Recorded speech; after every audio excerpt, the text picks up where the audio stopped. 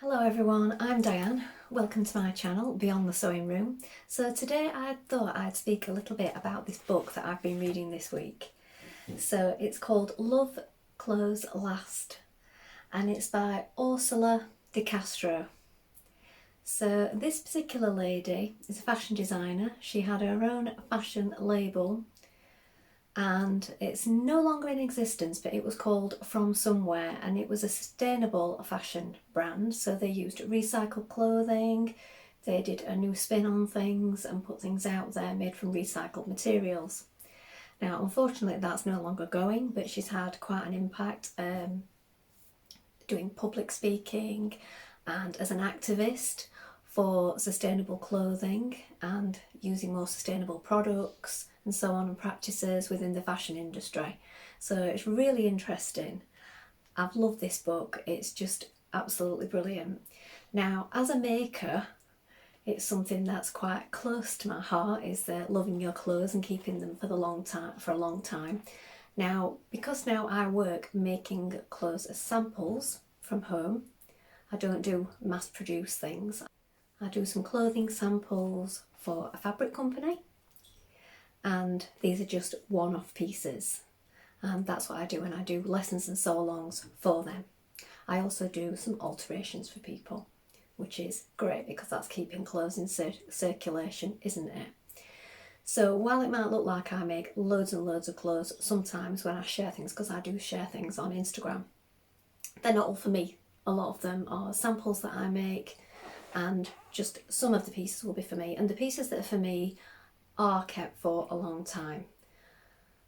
I find it very difficult to let go of things, actually, let go of clothes that I've made, and I think that's because of the amount of time and all the stitching and all the work and all the effort that goes into things. So if you do make your own clothes, you may feel the same about them. You haven't got that same sort of disposable mindset about you where you just buy something, wear it a few times and throw it away, because you know the hours that you've spent on it.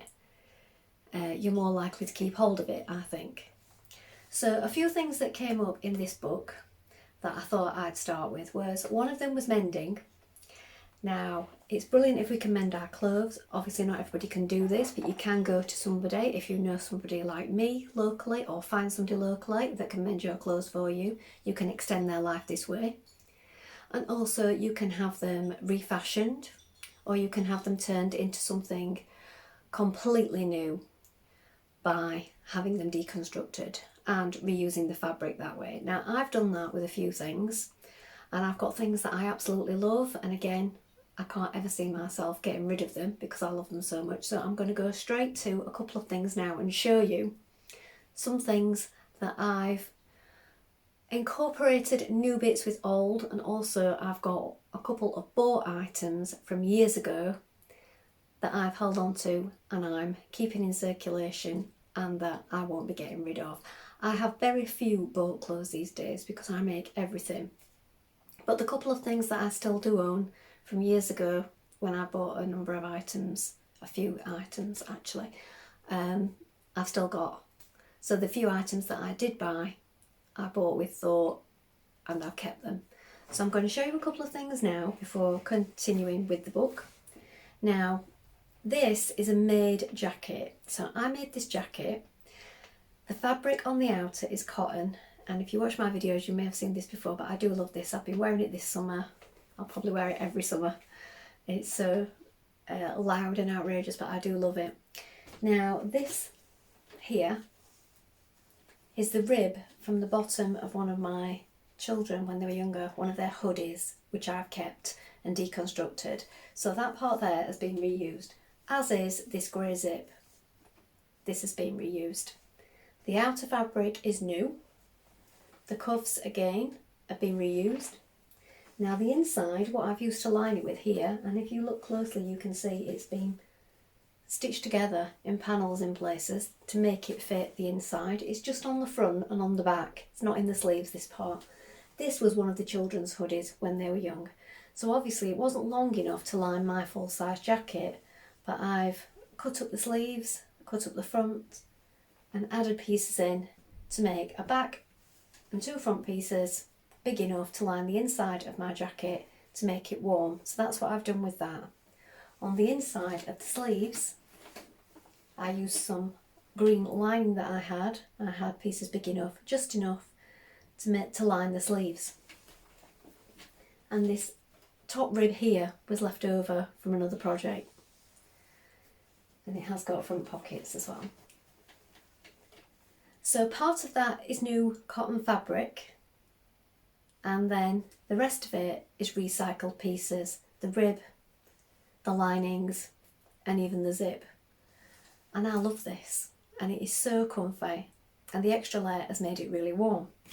So that is an example of where I've made something, I love it and I treasure it, but it's also got memories in it because they were things that belonged to my children when they were younger, and there was nothing wrong with the fabric, so I've kept it and I've reused it in this. So that's one thing. Now, something that I bought many years ago when my children were just small boys is this hoodie, which I'm going to show you now. Now, this hoodie was from Next. Now, as I said, I very rarely buy clothes. I never buy clothes now, but on the odd occasion when I used to buy them, I'd only buy something if I really needed it and if I really loved it. And I saw this and I was just passing through the store on my way to somewhere else, because we have a Next in Sheffield, in the Meadowhall superstore, where you can walk through to get into the building, and that's what I was doing. I wasn't going in there specifically to buy clothes, and I saw this when my boys were small, and it's this hoodie. Now, it's been worn constantly every winter, maybe in the summer over a t-shirt, and it's really comfy and it's really cosy, and the amount of wears I've had out of it I just can't even begin to remember. But it is getting bobbly now on the sleeves, and if you can see on the underarm here, some of this is mentioned in the book, which I'm going to go back to in a minute, it's going a bit threadbare there, just on the seam of the underarm. But I still love it. I've had it on this morning when I got up because it's quite cool, because it's been quite frosty this morning. So I had this on over the top of my top that I'm wearing now. You'll recognise this because I made this quite recently from the Bird magazine. And it's super comfy, and another one that will be kept for a long time. So this hoodie, it is a bought item, but it's not going anywhere. Now, what it does mention in the book is that if you do buy things, is to bear in mind the imprint that they've had, the amount of resources that have gone into them, not just the materials and the shipping and so on, but also the human labour, where they've been made, how they've been made, is it ethical, and all of those factors. And then when you do decide to buy something, don't just buy it on a whim, buy it and then think that, do I really love this? Am I going to keep it for a long time? Am I going to wear it lots and lots of times? And then, more importantly, what will happen to it at the end of its life? Because a lot of people think that you just have a good clear out and then they're gone. Well, they're not. Nothing's ever gone, is it? Everything's still here. So taking things to the charity shop just becomes someone else's problem. So it does mention in the book about the idea of just taking your belongings and having this big clear out to the charity shop, and that will make it sort of the circular loop. Well, it doesn't, because a lot of our clothes that we take to charity shops then go and they're sold on to sort of, you call it a rag man or a rag business. So a lot of them can't get sold in the charity shop. They're the same. They have to keep things moving. They keep things moving along all the time. And then they'll be sold on first to the discount stores, where you can pick things up for £1 or something like that. I really recommend going to these discount stores and having a look, because you can pick things up that you might think are ugly now. And you get all the fabrics and the zips and the buttons and things like that to make something new. So you may not like the clothes, but you get all the resources to make things with. So if you are a dressmaker, it's worth going and finding out where your discount pound stores are, because you may not want to pay the charity shop prices for an item that you're going to want to cut up, because the prices have gone up by quite a bit. But if you go to the discounted store, you can get the items then, knowing full well that you're then going to put the work into them and use all the buttons, zips, fabric and so on and make something new. So I would do that if you're looking for recycled fabrics and notions. So that's a good idea. But then after that, they get sold on to another party and then they get shipped overseas. So the downside of this, again, is not only are we shipping all our waste overseas and polluting other people's countries, as well as our own planet, of course, but then the local economy struggles because of this, because there are artists and makers within those economies that make items and clothing and textiles which are unique to their sort of country and culture. They don't get sold then because people are buying the really cheap clothing that's coming from abroad, the things that we have thrown out, and sort of our rubbish being shipped out all over the world, which is really horrible, isn't it? So yeah, so that's something to think about. How long you're going to keep things and what's going to happen to them at the end. So it's really good, like with things like eBay and Vinted and so on, that everybody's like keeping things going now. So rather than just taking it and dumping it somewhere, they're trying to sell it to somebody else. So that's a really good way, if you really don't want anything anymore and you're not going to refashion it, is to sell it on. Sell it on, give it to somebody else, or maybe have a clothes swap. So I think clothes swaps are a really good idea. I think sometimes it's hard when we're all different shapes and sizes to clothes swap, because it might be difficult if you and your group of friends are all completely different. Then, you know, you may struggle to find things that fit each other.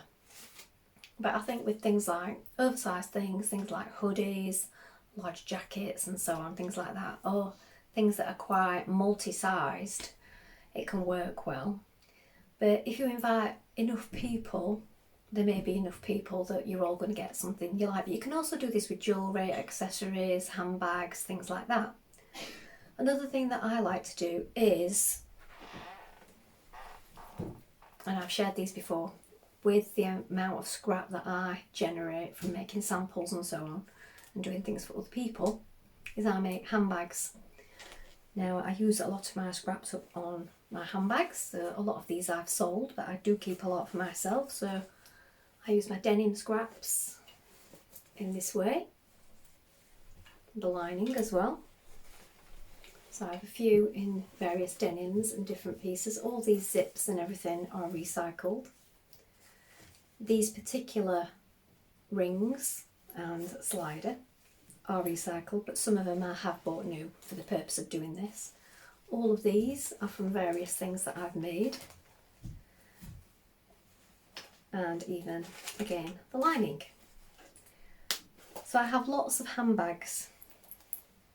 So that's something I will never buy because I make them using all my scraps. So that's something else that you can do. So if you're having a clothes swap, you could share your accessories, swap your accessories, scarves, hats, all these kind of things. There are lots of things like that that don't require you to be the same size.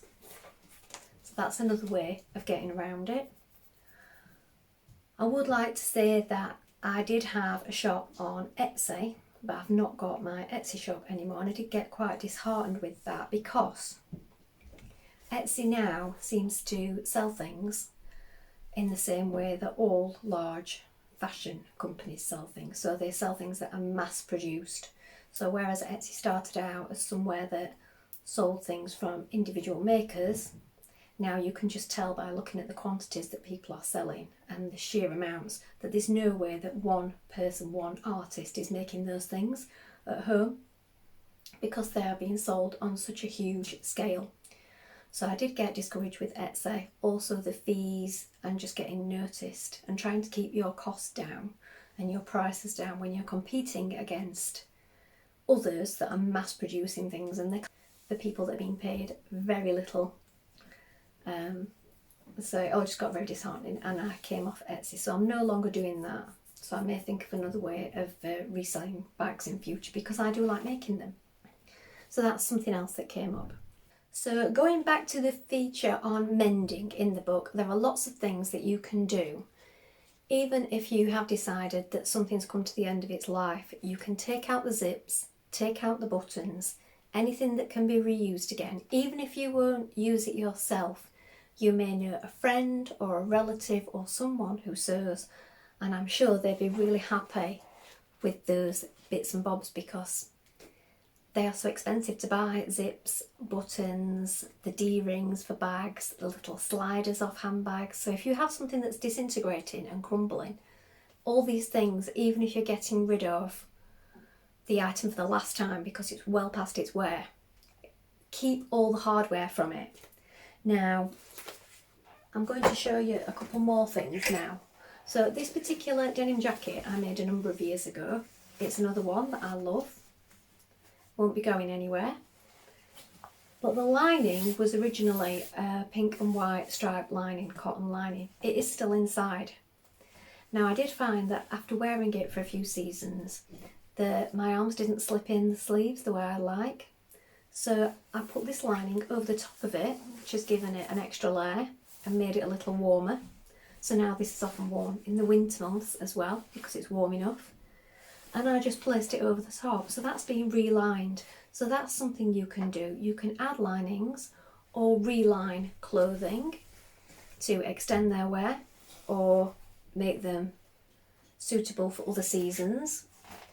And then here is one of the few bought items that I was talking about. And again, it has a memory because a number of years ago we went away for the weekend on our wedding anniversary and I saw this fake leather jacket and I bought it. So it's this one.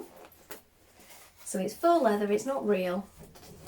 I loved the jacket, but after a number of years started to crumble in certain places, the fake leather like this. So what I did last year, I've added a new piece at the top here with some bias binding round the collar, so that's salvaged it. But then I have found that the pieces I didn't replace on this part of the lapel have started to go here. So in the coming weeks I'm going to be repairing this section because there's nothing wrong with the rest of it, it's just this bit here that's going, look, you see? So I have some of this left because I just bought a tiny amount, just enough for this job. I'm going to replace this piece here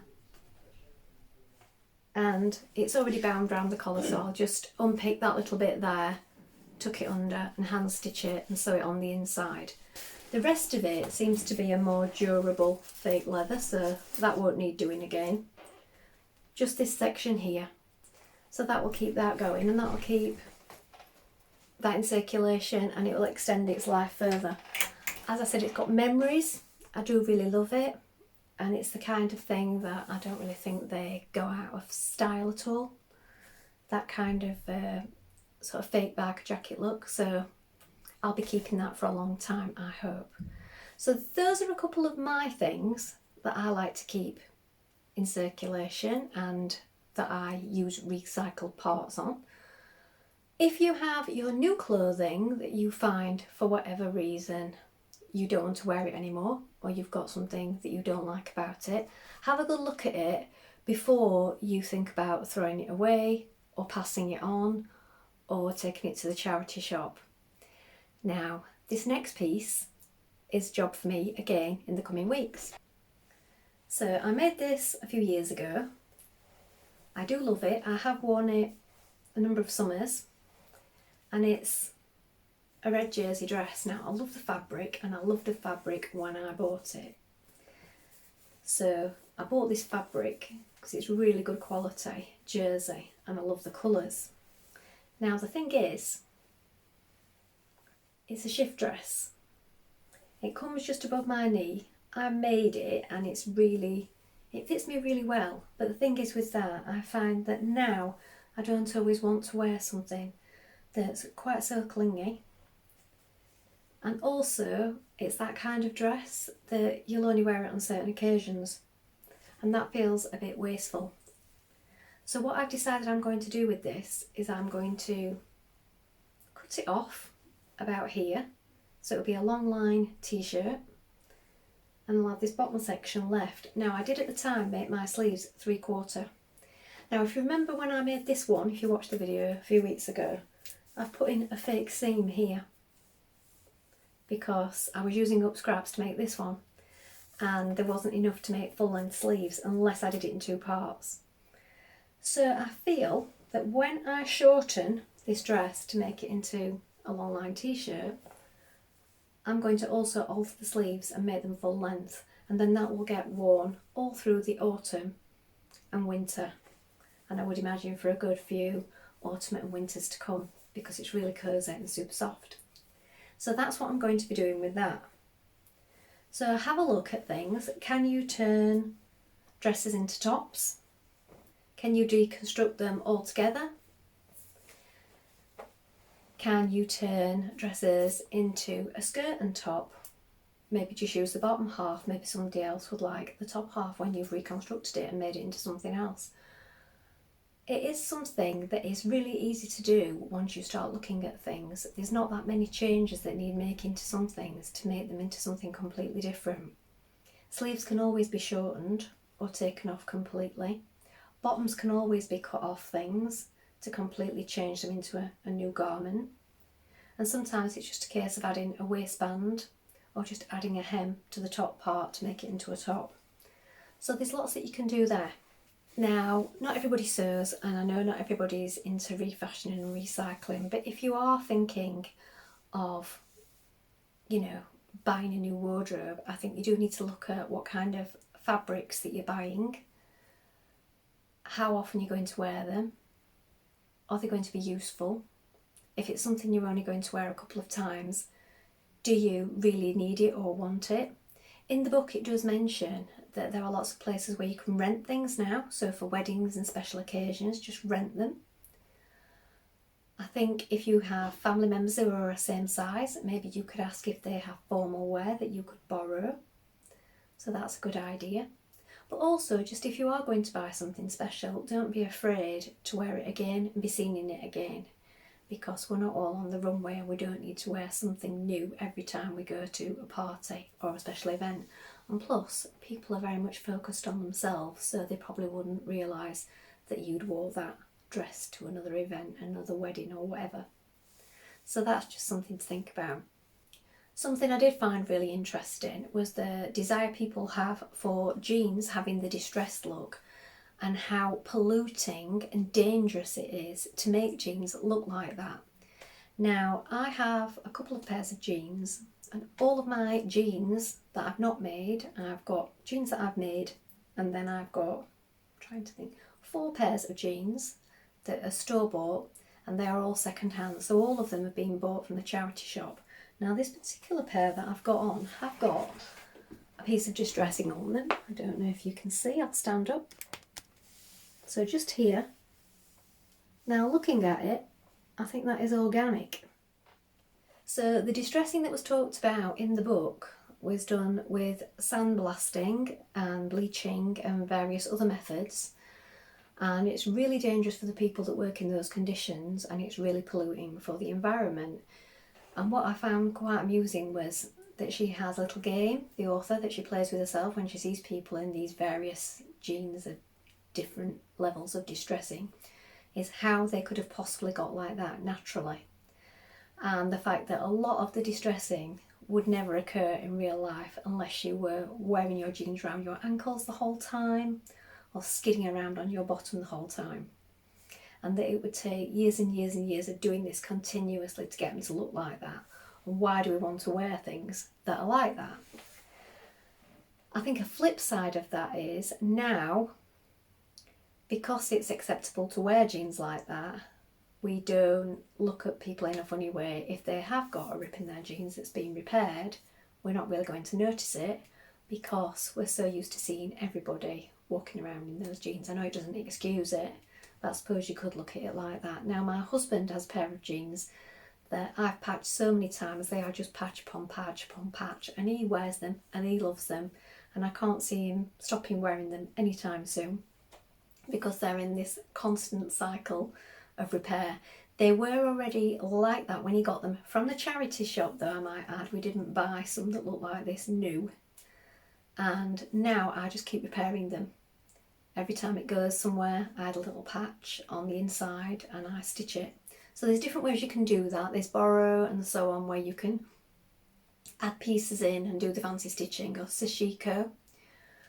Or you can just do it so that it's invisible by adding a patch on the wrong side and then doing invisible stitches.